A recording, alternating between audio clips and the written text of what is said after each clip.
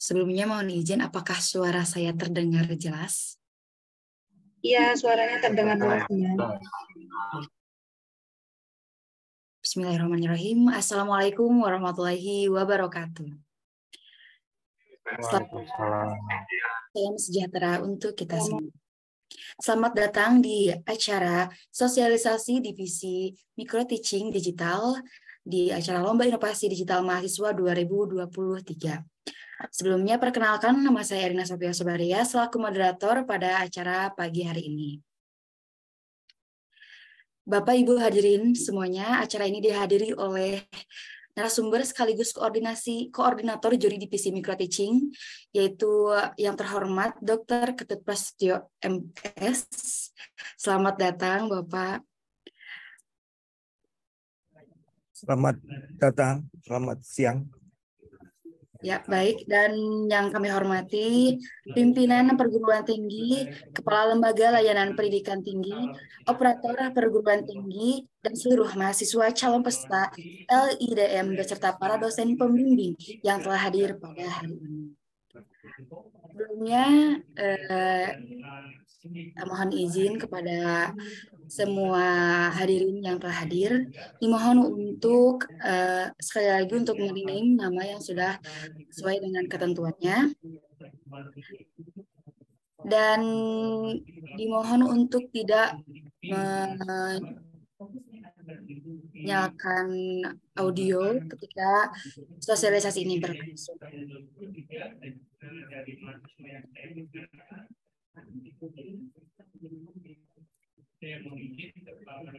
Untuk acara sosialisasi kali ini yaitu adalah sosialisasi visi teaching digital, yang mana Micro Teaching Digital ini diarahkan untuk meningkatkan kompetensi pedagogik yang dapat meningkatkan dan mengintegrasi aspek-aspek keterampilan mengajar melalui penerapan teknologi digital dalam bentuk Micro Teaching.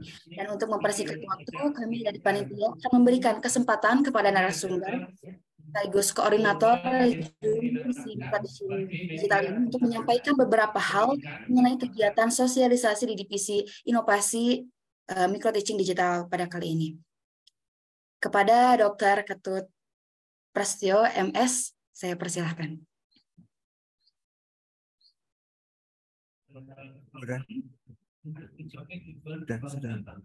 Sudah masuk suara saya? Sudah, Bapak, terdengar jelas. Oke. Assalamualaikum warahmatullahi wabarakatuh. Selamat siang. Salam sejahtera semuanya, namo buddhaya. Baik,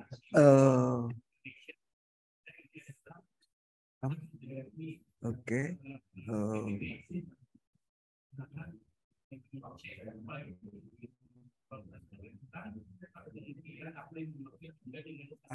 Apa kelihatan sudah PPTI saya?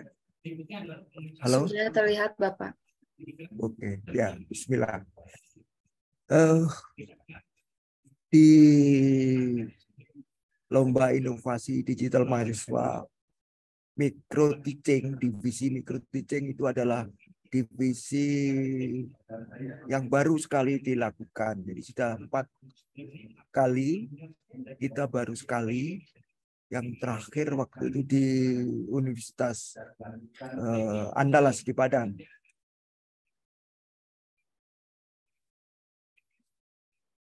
Jadi sedikit sudah disinggung bahwa arah dari Lomba Inovasi Digital Divisi Micro Teaching itu tujuannya untuk meningkatkan kompetensi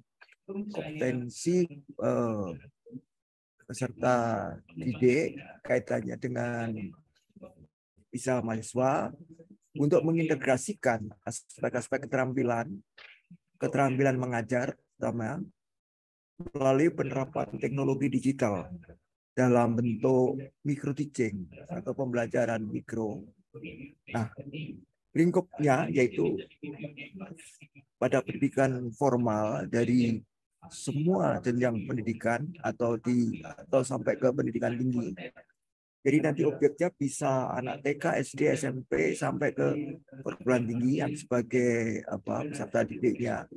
Kemudian pembelajaran klasikal, pendidikan non formal Kemudian bisa berupa lembaga kursus, apa mungkin lembaga kepelatihan atau mungkin penyuluhan. Kalau di pertanian itu bisa menggunakan apa media micro teaching ini untuk menyampaikan latihan bagaimana memberikan penyuluhan kepada para petani. Kelompok belajar, pusat belajar, serta satuan pendidikan yang sejenis. Kemudian bisa juga pembelajaran klasik untuk pendidikan berkebutuhan khusus.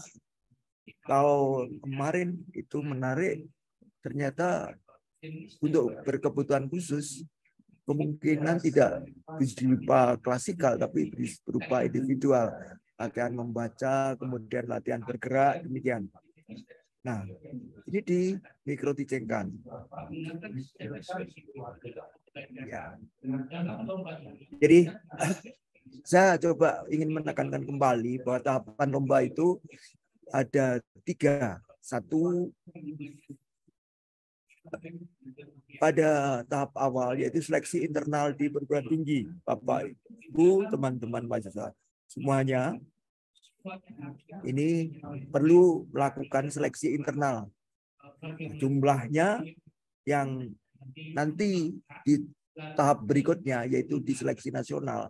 Jadi sudah dijelaskan di penjelasan umum tadi sesuai klasterisasi. Nah, pada micro teaching untuk klaster 1, 20 dan sebagainya di buku panduan sudah ada. Nah, untuk tahap kedua ini yang menilai untuk menyeleksi itu adalah di pusat prestasi nasional. Kemudian yang terakhir yaitu babak final yaitu juga di tingkat nasional, nanti akan diadakan di UPI Bandung oleh Puskesmas. Jadi intinya seperti ini tahapannya di micro teaching. Nah, berkaitan dengan 3 seleksi tadi itu, yang seleksi internal itu kami tidak menilai, tetapi teman-teman dari perguruan tinggi atau pembina kemahasiswaan, cara menyeleksi bisa menggunakan instrumen indikator pedoman yang sudah disusun oleh Puskesmas, yaitu pembuatan covernya, kemudian halaman pengesahan, RPP, bahan ajar, media pembelajaran, gambar kegiatan, kemudian video, micro teaching, micro teachingnya berdurasi kira-kira 10, jadi berisi tentang pembelajaran yang dipraktekkan di kelompok belajar, siswa, pemurid, atau di mana. Kemudian lampiran-lampiran. Kemudian yang kedua, divisi micro teaching ini memperlombakan kemampuan dan keterampilan mengajar berbantuan media, teknologi, alat pembelajaran digital. Yang ingin saya tekankan demikian. Tahun lalu itu yang kita lihat kan prosesnya, tetapi pada saat peserta didiknya atau muridnya itu berupa kayak semacam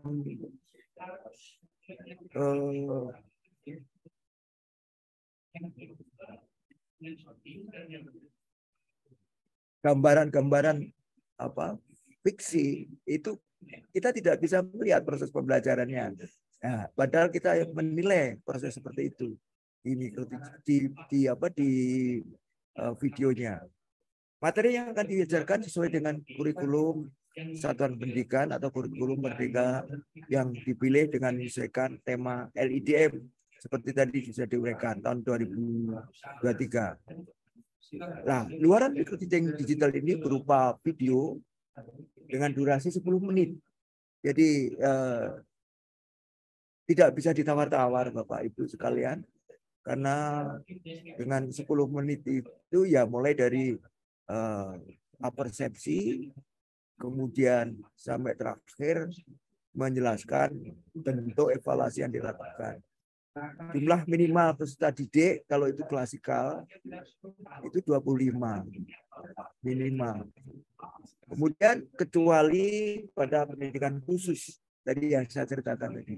peserta mendaftar pada TTP tadi sudah didokumentasi dalam bentuk video durasi sudah.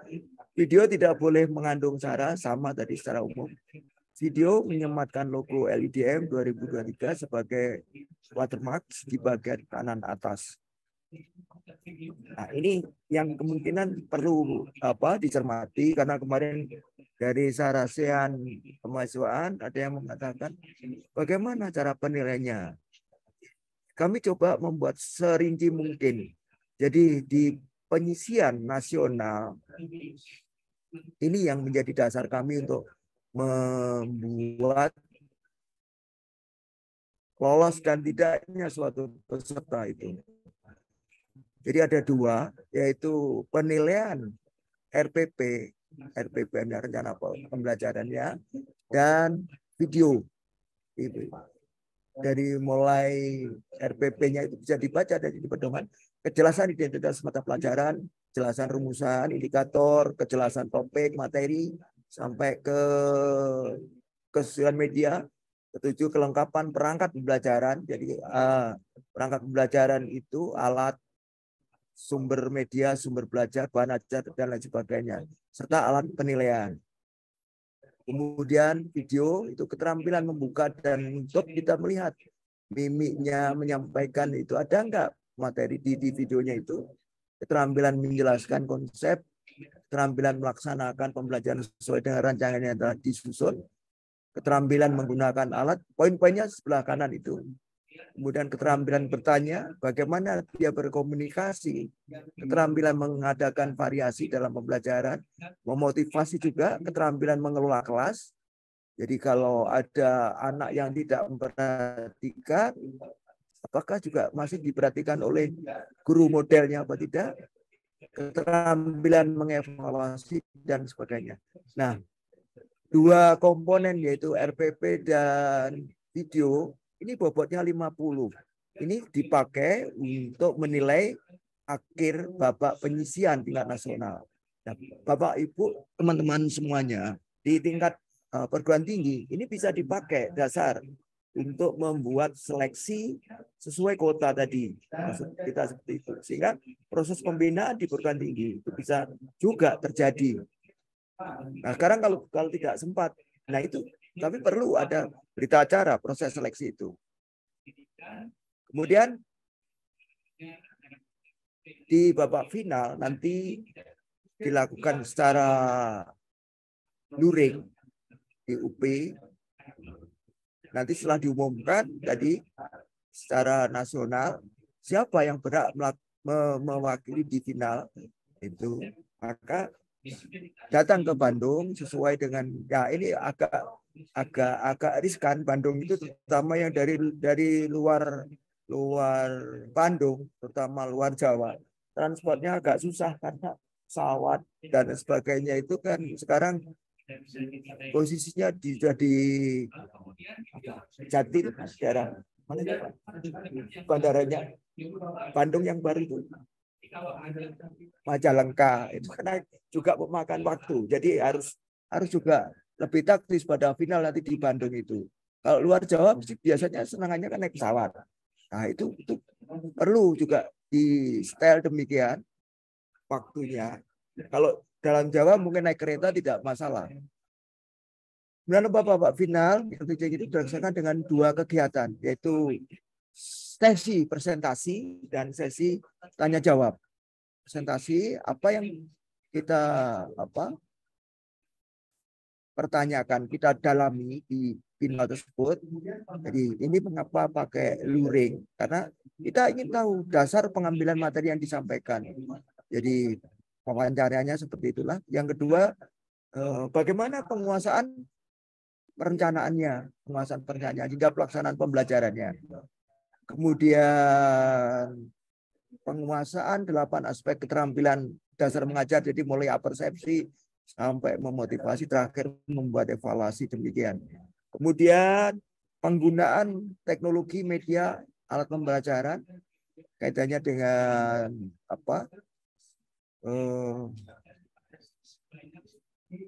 teknologi media alat pembelajaran jelas yang menggunakan digital. Kemudian penguasaan evaluasi, pembelajaran, jenis dan tekniknya. Nah, sekali lagi kita tekankan waktu presentasi nanti juga 10 menit.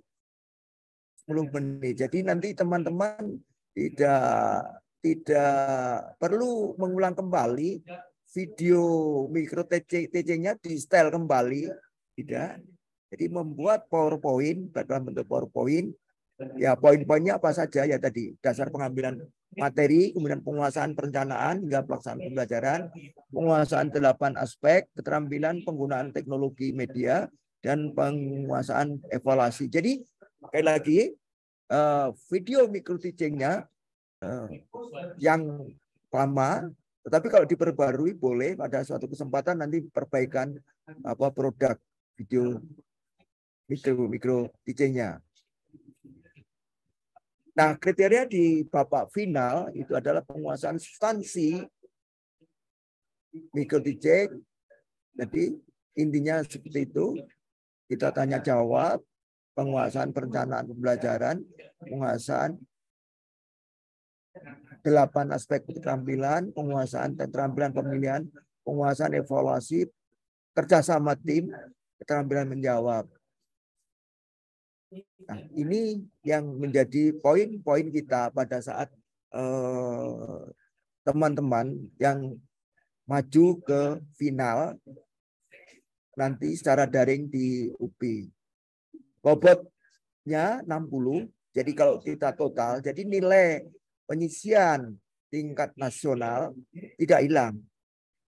40%, kemudian nilai babak final dalam hal ini pendalaman memprobing tentang penguasaan materi, penguasaan perencanaan sampai ke keterampilan menjawab itu bobotnya 60, jadi 100%. Nah, inilah yang menjadi dasar untuk menentukan juara di LIJM divisi mikro teaching tingkat nasional. Nah, demikian yang saya sampaikan, ini selintas. Jadi divisi mikro teaching itu baru sekali. Jadi termasuk yang muda, tetapi pesertanya banyak. Tahun lalu itu kira-kira pesertanya 245 peserta. Ini juaranya. Juara 1 tim Nuraga dari UPI Bandung. Kemudian juara 2 STKIP PGRI Tulungagung. Ketiga Universitas Muhammadiyah Malang. Saya kira itu yang bisa saya sampaikan. Mungkin ada hal yang perlu kita diskusikan atau yang tidak jelas, khususnya kaitannya dengan divisi yang ditugaskan ke kami, yaitu divisi mikro teaching. Terima kasih. Saya kembalikan ke moderator. Silakan, Mbak. Baik, terima kasih kepada Dr. Ketut Prasetyo MS yang telah memaparkan buku pedoman lomba inovasi digital divisi mikro teaching digital. Dan untuk kali ini maka akan dibuka sesi diskusi atau sesi tanya jawab untuk Bapak Ibu hadirin yang masih ada rasa penasaran atau mempertanyakan mengenai ketentuan dari lomba mikro teaching digital ini, dipersilahkan untuk raise hand terlebih dahulu. Ya, dan sudah ada dari Undiksa, ya.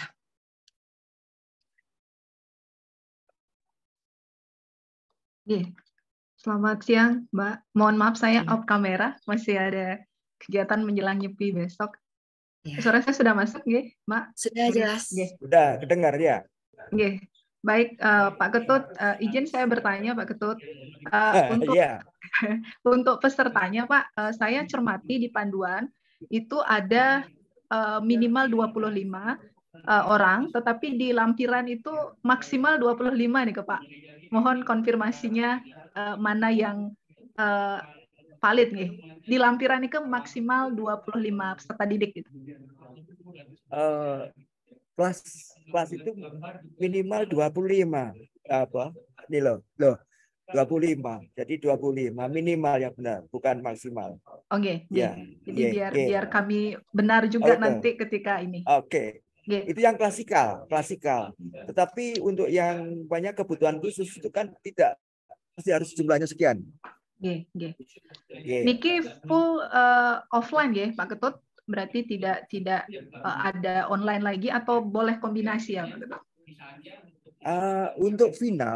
Untuk final pelaksanaannya offline di UPI Bandung. Untuk videonya Pak Ketut, untuk video micro teachingnya. Jadi kami boleh micro teachingnya ya dua-duanya bisa hibrid, tetapi dalam proses pembelajaran harus kelihatan. Baik, berarti hybrid ya Pak, jadi harus bisa, kelihatan prosesnya. Iya. Terima kasih Pak Ketut. Terima kasih. Terima kasih kepada Ibu Putu Eka Damayanti dari Undiksa. Dan untuk selanjutnya ada dari UNESA, itu kepada Bapak Iqbal Ainurizki, saya persilahkan.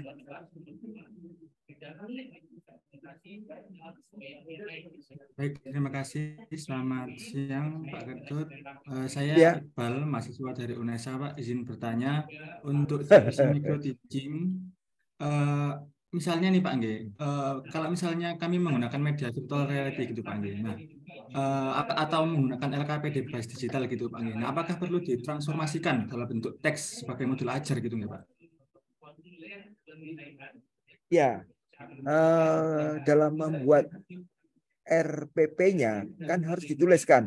Ya Pak, Mas apa Pak ini Pak? Pembina apa mahasiswa panjenengan? Panjenengan pembina apa mahasiswa? Mahasiswa ya. Oke. Ya, itu harus ditranskripsikan ke RPP yang dikumpulkan ya. Gitu. Baik, terima kasih Pak. Kemudian ya Pak, berkaitan dengan pertanyaan sebelumnya, jika jumlah peserta didiknya minimal 25 nih Pak. Misalnya kalau saya mengambil video di SMA gitu misalnya Pak, kan sekelas kan biasanya kan ada 35 di SMA negeri gitu Pak. Nah, apakah boleh misalnya pembelajaran mikro yang dilakukan di kelas gitu Pak, di kelas SMA secara langsung gitu Pak? Betul, boleh. Jadi justru kan minimal 25. Jadi kalau lebih dari 25 kan boleh ya Mas ya? Ya. Pak. Karena ini yang menjadi poin kita, yaitu ingin melihat penguasaan kelas, komunikasi kelas antara guru model dan murid, kemudian 8 keterampilan itu akan kelihatan. Jadi pengalaman yang lalu itu muridnya nggak ada itu, jadi dia hanya membuat murid kayak unyil itu lah, dibuat kayak gambarnya unyil itu loh, boneka begitu kan nggak kelihatan, nggak tanya. Ada yang begitu, ini ya fakta yang kemarin. Kemudian ada yang agak pinter, jadi muridnya itu nggak dia dinampakkan, yang nampak itu hanya gurunya saja. Jadi suaranya ada. Nah, ya kita nilai, tapi itu nggak maksimal gitu ceritanya. Karena proses itu kan harus melihat interaksi juga antara guru dan murid gitu. Jadi ada yang kemarin itu lucu, saya lihat ini ngajar orang bener apa mungkin rekaman itu kan seperti tepuk tangan itu, kayak saya dengar tuh tepuk tangannya itu tepuk tangan rekaman itu kan ya. Jadi minimal 25, buat semaksimal mungkin bagaimana 8 keterampilan itu nampak di dalam proses pembelajaran itu. Itu ya Mas ya. Oke, Pak. Terima Jurusan kasih, apa Pak. kamu? Jurusan apa? Saya dari pendidikan fisika, Pak. Oh, itu tempatnya jago ngajar semuanya tuh. Ada Prof. Pak Lazim, ada Prof. Budi Jatmiko, itu jagoan ngajar semuanya itu kan ya. Oke, Pak. Oke, Pak Nadi. Oke, Prof. Nadi. Ya, Pak. Oke. Silakan, saya kembalikan Bu. Oke, terima kasih Pak. Baik, dari Iqbal Ainurizki, apakah sudah jelas?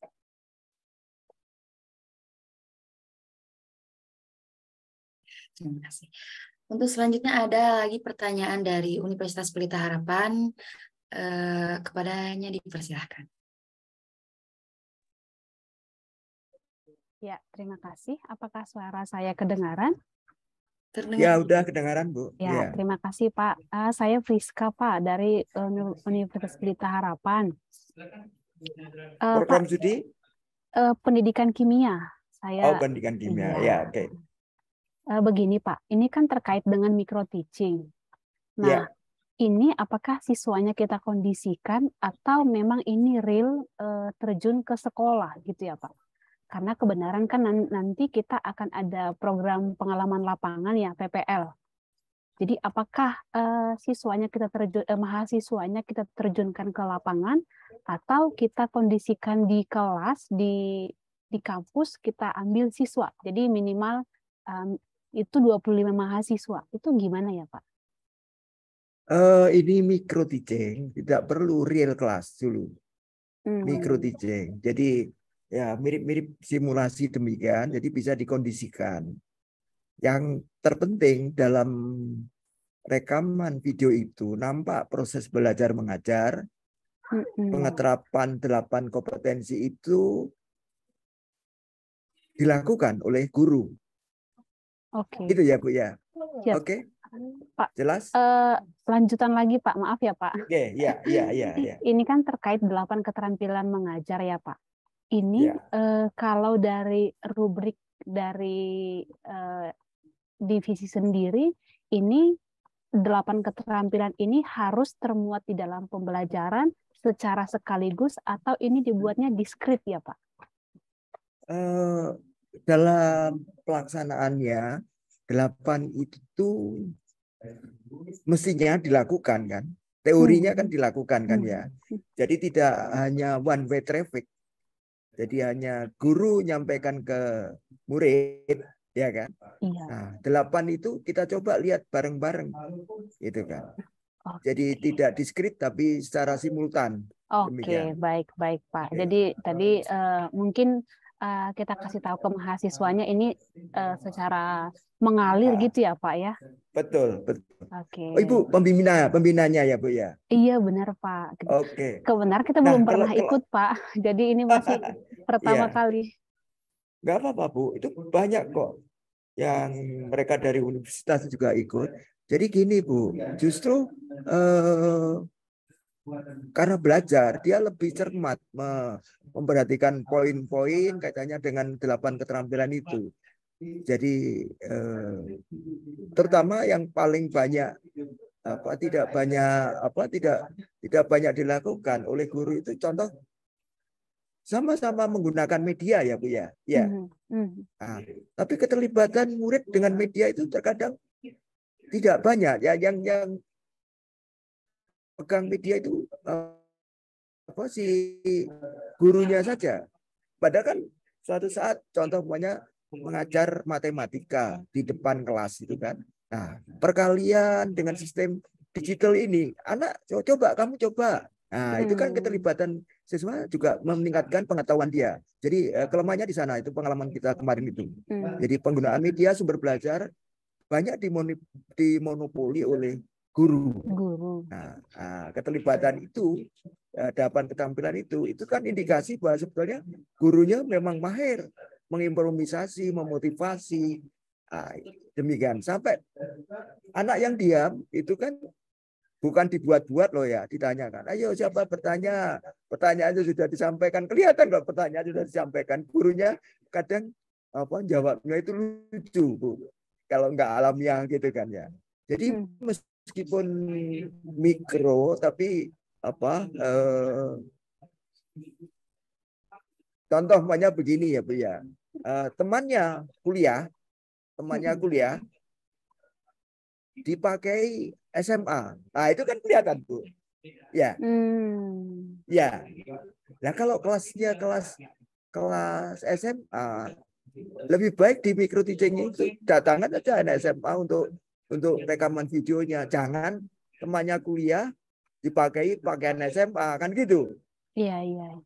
Kan ya itu kan mengurangi ya, kita nilai tapi tidak sealamiah mereka yang mendatangkan. Betul yang dimikrokan itu adalah anak peserta didik sesuai dengan materinya itu. Gitu loh, Bu. Oh, berarti maaf Pak, saya mau mau make sure lagi ya Pak. Berarti Ya. ini bisa nanti kalau kita buat ini kan tidak langsung ke sekolah. Berarti bisa nggak ya Pak teman-teman mahasiswanya itu bertindak sebagai siswa? Nah, itu yang tidak alamiah. Itu yang tidak alamiah. Berarti harus ke Iya. siswanya dong, gitu ya Pak? Iya. Jadi ya siswanya bisa dibawa ke sekolah, atau kalau mungkin mahasiswanya ngajar di pas PPL itu kan istilahnya, itu lebih baik. Itu kan alamiah. Ya. Oke, baik Itu Pak. Bu. Terkait dengan durasinya itu 10 menit ya Pak, itu akan kita kirimkan dari pendaftaran, kita masukkan ke link itu ya Pak ya? Iya. Videonya, rekaman videonya ya Pak? Iya. Baik, cukup Pak. Terima kasih ya Pak. Iya Bu. Terima kasih Bu Erina.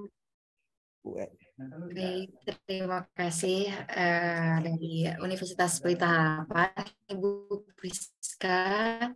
Terima kasih. Dan untuk selanjutnya, pertanyaan selanjutnya apakah ada? Oh iya, ini dari kolom chat.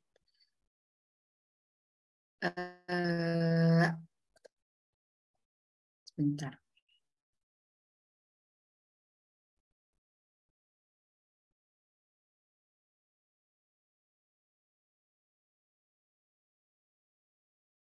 Dibacakan saja begitu ya Pak? Iya. Dari FKIP ya. Pak, saya mahasiswa UMSU, izin bertanya, kalau kita mengambil pembelajaran agama seperti microteaching, pembelajaran Nahwu, bisa kan Pak? Pembelajaran Nahwu biasanya dipelajari siswa-siswi di Madrasah Aliyah MA dan Sanawiyah MTS untuk memudahkan belajar bahasa Arab. Seperti itu pertanyaannya, Bapak. Iya.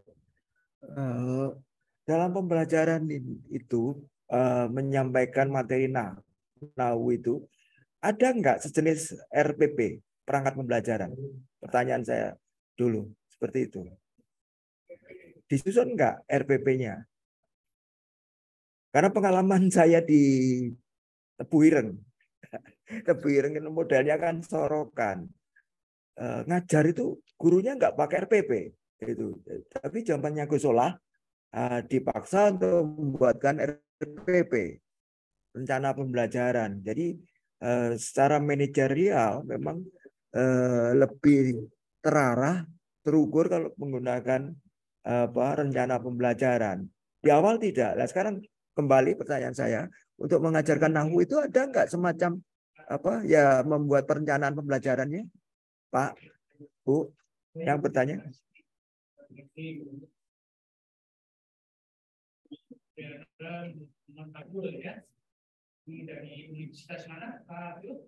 Kenapa enggak guna?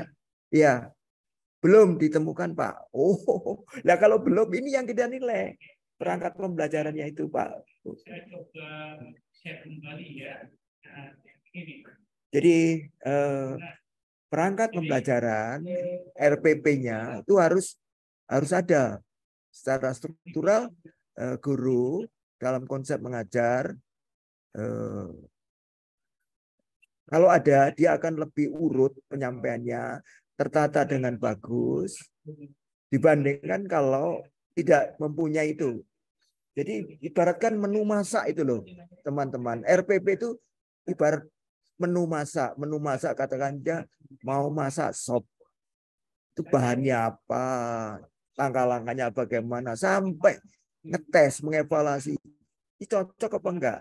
Jadi ibaratkan menu masak jatuh di jalan, maka orang membaca menu masak itu dia akan berpikir, oh mudah kok ternyata ngajar itu. Nah itulah tujuannya RPP itu, dibuat sedemikian rupa mengerti. Bagi orang yang nggak ngajar aja, oh mudah ternyata mengajar itu. Nah ini dibumbui dengan menggunakan teknologi digital. Demikian, Mbak Rina. Ya.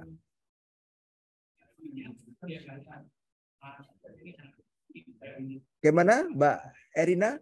Ya, apakah sudah jelas untuk M. Khairul Fahmi dari UMSU?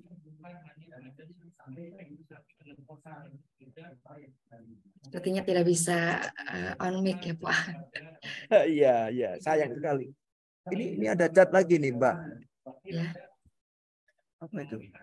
Maaf sebelumnya, apakah nanti PPT-nya bisa di-share? Oke, bisa. Mbak Tina ya, PPT-nya bisa di-share ya? Mas Febri? Ya, oke. PPT-nya bisa di-share. Oke. Lengkap kok tambah PPT-nya semuanya ya bisa. Jadi mulai dari divisi 1 divisi apa? Divisi teknologi pembelajaran, divisi apa? Divisi komik, divisi poster, semuanya nanti insya Allah dikirimkan di grup ya, ya Mas ya. Ya oke. Oke. Ya baik. Gitu Mbak Irina. Siap Bapak. Dan ini untuk sudah pendaftaran ada raise hand lagi. Izin bertanya, untuk pendaftaran adakah dokumen pendukung lain yang dibutuhkan mahasiswa? Saya kira di pedoman itu sudah lengkap. Apa? Kalau dibaca pedoman itu, lampiran-lampiran yang perlu diisi. Jadi silakan baca pedomannya karena sudah di-share di webnya ya Mas ya. Oke. Ya. Kelengkapannya di situ lengkap, tinggal ngisi sesuai permintaan dari masing-masing divisi. Oke. Tadi yang bertanya Mas. Itu sudah ada yang raise lagi Bapak dari ya. Ulia Riedani. Nah, ya, pertanyaannya oke. dipersilahkan.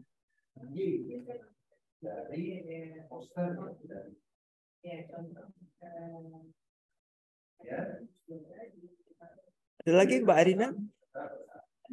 Pada Ulia Ridani, mohon maaf. Sudah raise. Nah, itu sudah akan. Selamat siang Ibu Erina, Selamat Pak siang. Ketut. Kedengaran suara saya ya? Terdengar Bu. jelas.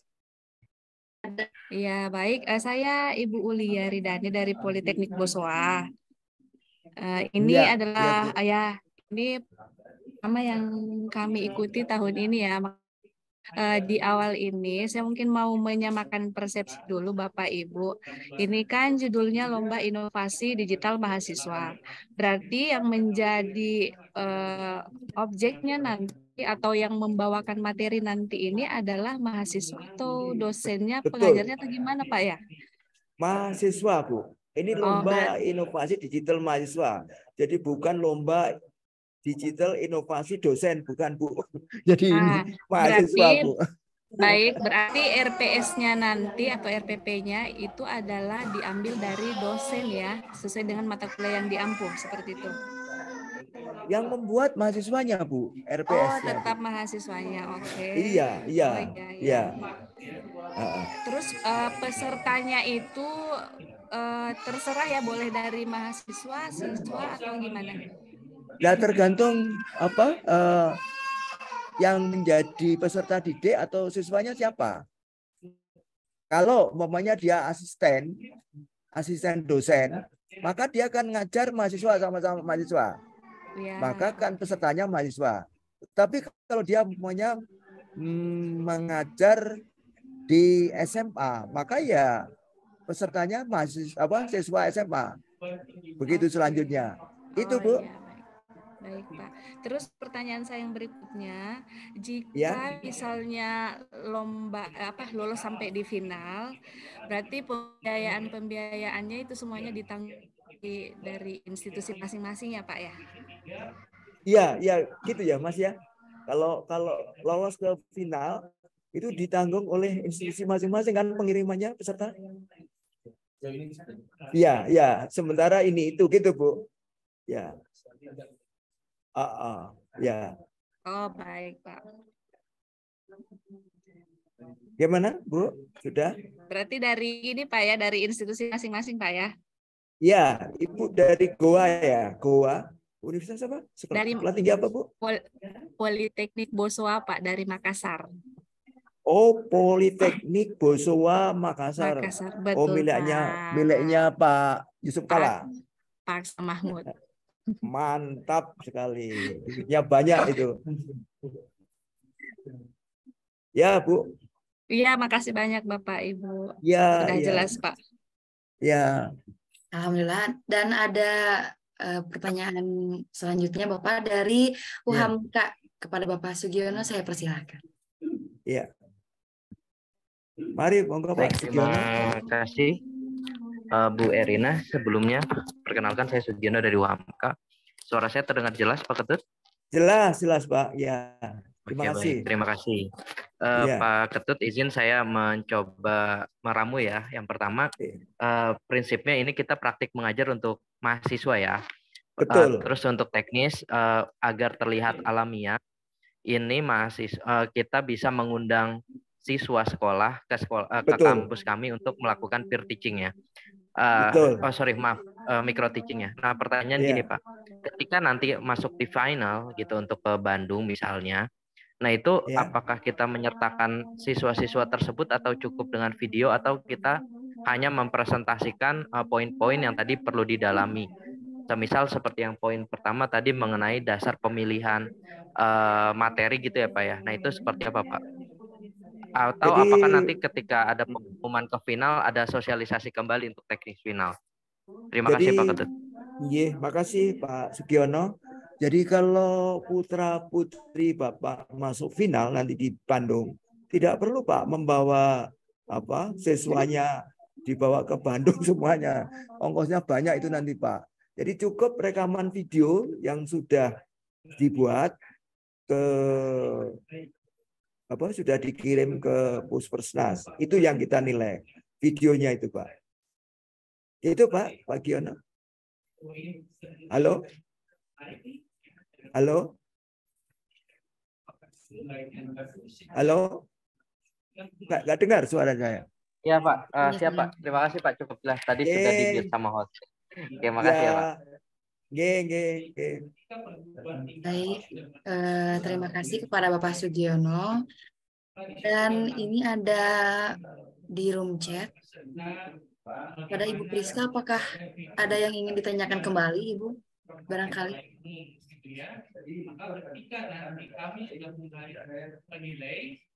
Izin bertanya, Pak Bu. Untuk mata pelajaran yang diajar, ini saya baca chatnya ya, Mbak Arina ya. Ya, Bapak. Izin bertanya, Pak Bu, untuk mata pelajaran yang diajar, harus sesuai jurusan mahasiswa atau bisa tidak ya, Pak? Yang penting materi tersebut dikuasai. Terima kasih.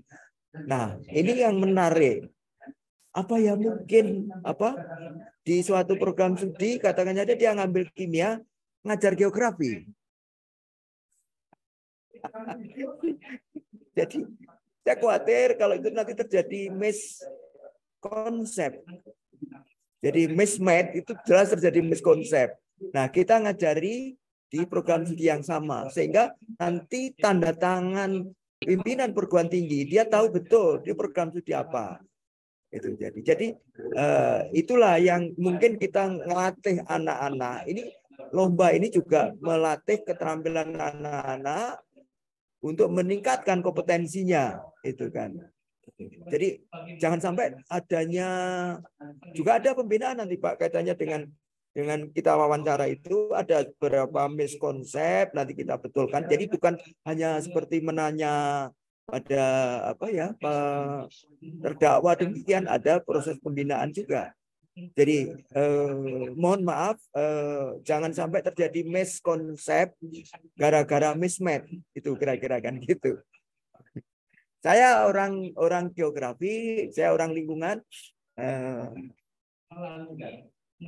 lebih baik saya sesuai bidang ilmu saya saja. Mungkin juga belum juga bagus cara ngajar saya di bidang ilmu saya sendiri. Itu Pak jawaban saya. Jadi jangan sampai terjadi mismatch yang ujung-ujungnya akan terjadi miskonsep. Terima kasih. Baik. Sepertinya sudah cukup jelas dan ada yang raise lagi Bapak dari Universitas Nias, Ibu Ratna, saya persilahkan. Oke, ya.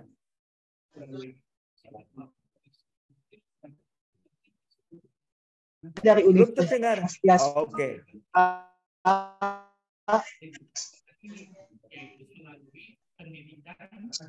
Halo, saya dari Universitas. Gini, Pak, saya mau bertanya tentang video yang durasi 1 menit. Apakah itu kan biasanya kalau mahasiswa melaksanakan micro teaching itu kan minimal beberapa menit. Apakah itu dibuat editing videonya, kemudian dibuat tulisan penjelasan setiap kegiatan. Jadi mohon petunjuk gimana isi video tersebut. Terima kasih, Pak. Oke, makasih Bu. Jadi durasi waktu pembuatan video 10 menit itu sudah kita uji coba, sudah kita evaluasi, cukup itu Bu. Jadi mulai apersepsi sampai ke evaluasi cukup penjelasannya saja digambarkan gerakan itu, nggak perlu secara detail disampaikan seperti itu. Jadi sekali lagi waktu 10 menit itu cukup Bu. Sudah kita uji cobakan. Baik, itu Mbak Erina. Mungkin sudah cukup jelas Ibu Ratna ya. Dan ini ada pertanyaan lagi Bapak dari Universitas Pelita Harapan dari Ibu Priska. Iya. Ditanyakan lewat chat, apakah ada template proposalnya terkait dananya, apakah disediakan oleh Dikti? Terima kasih. Ya Bu Priska, untuk dananya Dikti nggak nyediakan Bu. Gitu. Kalau RPP-nya sepertinya di lampiran itu Bu, Ibu lihat di pedomannya itu ada. Gitu Mbak Erina. Baik Bapak, dan ada pertanyaan lagi dari mungkin dari UHAMKA, dari UHAMKA, ya. Ya, saya persilahkan. Terima kasih Bu Arina, Pak Ketut. Mohon maaf ini off-cam ya Pak. Selamat siang, saya kebetulan mengajar bahasa Inggris Bapak. Jadi yang ingin saya tanyakan adalah pertama, apakah yang kami kirimkan nanti itu video saja atau video berikut lampiran perangkat RPP-nya? Kedua, apakah nanti ketika mau ke Bandung itu videonya itu adalah video yang terbaru khusus untuk final, berarti shootnya yang kedua, atau cukup video yang kami kirimkan via untuk lomba yang pertama ini? Demikian Pak, terima kasih. Terima kasih Bu dari UHAMKA. Jadi di babak penyisian, materi yang harus diunggah oleh teman-teman mahasiswa itu dua. Satu, perangkat RPP-nya itu. Yang kedua, video rekaman pembelajaran. Dua-duanya, Bu. Oke. Kemudian tadi pertanyaan berikutnya lagi? Untuk yang final. Untuk final, andaikan putra-putri Bapak, putra-putri Ibu, mahasiswa Ibu lolos ke final, mungkin nanti ada kesempatan untuk memperbaiki video itu. Oke. Ya, tapi nanti akan ada pemberitahuan. Ya, moga-moga putra-putri Ibu masuk final. Sehingga akan lebih bagus lagi videonya, kan demikian. Iya, Oke, gitu Bu. Oke. Iya, jadi bisa diperbaiki ya. Oke, terima kasih nanti Pak. tapi yang memberitahu secara sistem itu teman-teman Puspersnas Bu. Iya, terima kasih Pak Ketut. Apa? PPTI ya. Sekarang namanya ganti saya. Ya. Oke. Oke, Pak. Terima kasih. Jadi sekali lagi PPTI tidak menyediakan dana loh Bu untuk pengiriman mahasiswa kita gitu. Jadi ya itu atas prestasi anak-anak, lembaga Ibu memberikan penghargaan lah ke anak-anak itu. Gratis, diturunkan di hotel, naikkan pesawat kan gitu Bu. Oh, enggak sih kalau Jakarta kan enggak. Ya. Oke. Begitu Mbak Erina. Baik, terima kasih Bapak. Dan ada pertanyaan lagi dari kolom chat. Ya. Tapi sepertinya ini kurang jelas ya Pak. Izin bertanya tentang micro teaching. Oh, ini tadi ya. Jika mengajar bahasa Inggris, apakah diperkenankan full bahasa Inggris? Boleh. Boleh. Di chat terakhir itu ya Mbak ya. Jadi jika mengajar bahasa Inggris, apakah diperkenankan full bahasa Inggris. Ya, memang. Kalau tesis skripsi bahasa Inggris masa bahasa Indonesia. Micro teaching-nya juga harus bahasa Inggris. Itu. Ya. Kemudian di atasnya izin bertanya Pak, terkait dengan waktu yang ada dalam tadi sudah 10 menit. Lalu apakah waktu yang dicantumkan di RPP nanti harus sesuai dengan waktu? Iya. Jadi skenario pembelajaran sebesar itu, kira-kira seperti itu. Oke. Kemudian ada lagi ya? Dari Ibu Riana dari Universitas Nias, izin bertanya tentang micro teaching. Ya. Bapak pertanyaannya, izin bertanya tentang micro teaching. Ini sudah ada ya, Ibu Riana. Terima kasih Ibu. Oke, ya. Terima kasih Ibu, Bapak, waktu yang diberikan kepada saya. Nah, kebetulan saya dipercayakan mengampu mata kuliah micro teaching. Nah, di sini banyak anak-anak kita sudah memberi pemahaman kepada adik-adik kita mahasiswa, khususnya waktu. Nah, nanti kalau kita mengatakan 10 menit atau sampai 15 menit, adik-adik mahasiswa ini terus sampai ada yang 20 menit, bahkan ada yang kurang dari waktu yang ditentukan. Itu yang pertama. Kedua, tentang media pembelajaran.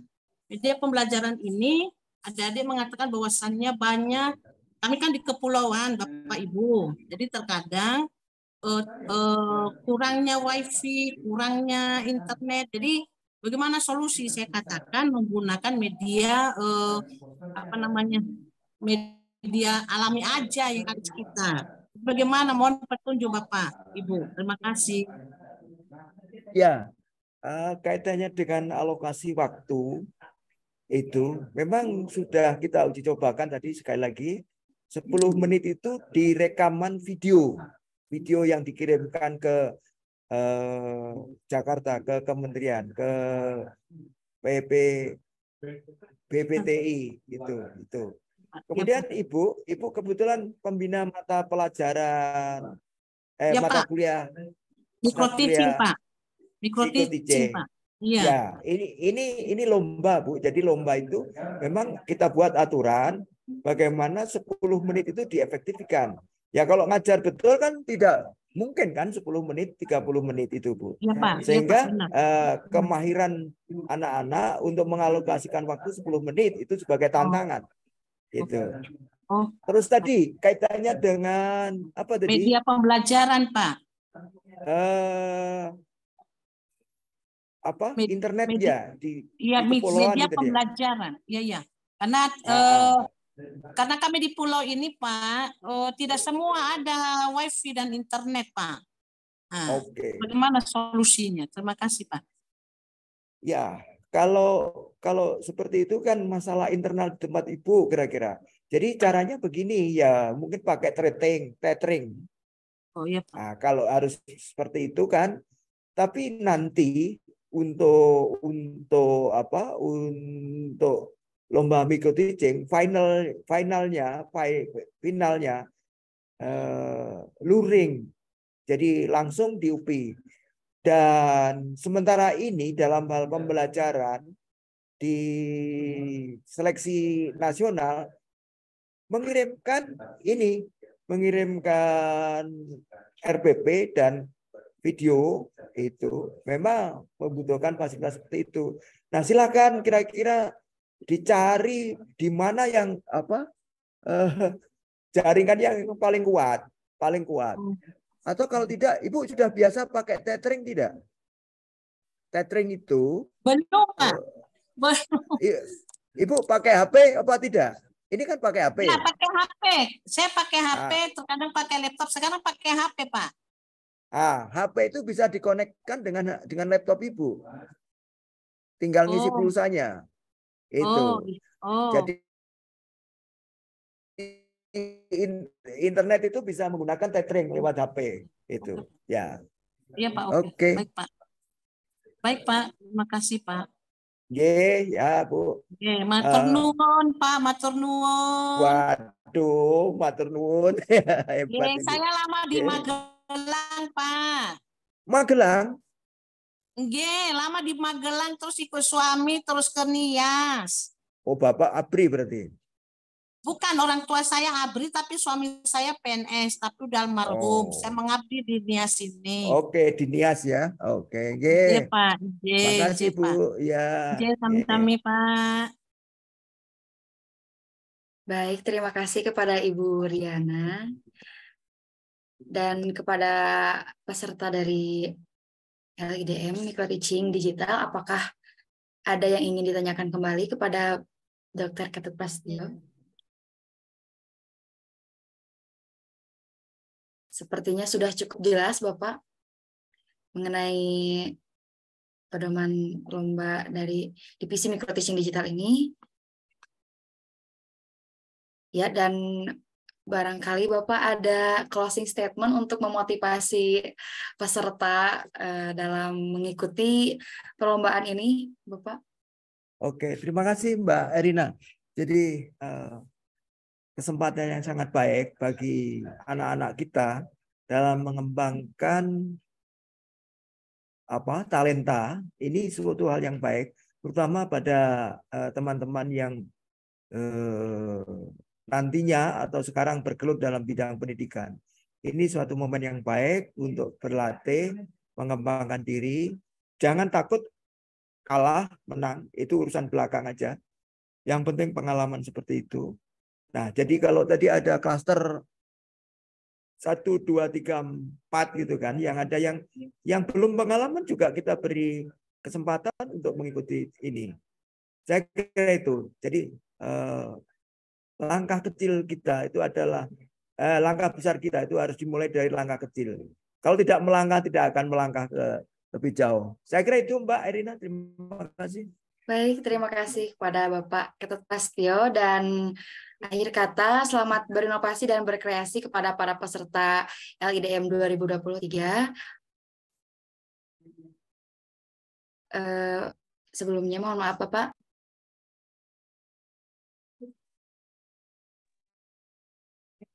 Ada pertanyaan lagi, sepertinya ini kurang jelas mungkin. Sebelum gitu. Ya, dari Iqbal Ainurizki ya yang tadi bertanya. Oh ya, dari Bapak, ya. Okay. Terkait dengan waktu yang ada dalam video adalah 10 menit, lalu apakah waktu yang dicantumkan di RPP harus sesuai dengan waktu tadi sudah dijawab ya Pak? Betul, sudah, ya. Sesuai, harus sesuai. Ya. Baik, saya ulangi lagi akhir kata, selamat berinovasi dan berkreasi kepada peserta LIDM, selamat berjuang dan berkompetisi dengan sportivitas yang tinggi. Saya Edna Sophia Sobaria, selaku moderator pada kegiatan kali ini. Saya sangat mengaturkan terima kasih banyak kepada Bapak Ketut Prasetyo yang telah memaparkan ketentuan dan juga pedoman dari divisi Micro Teaching Digital pada kali ini.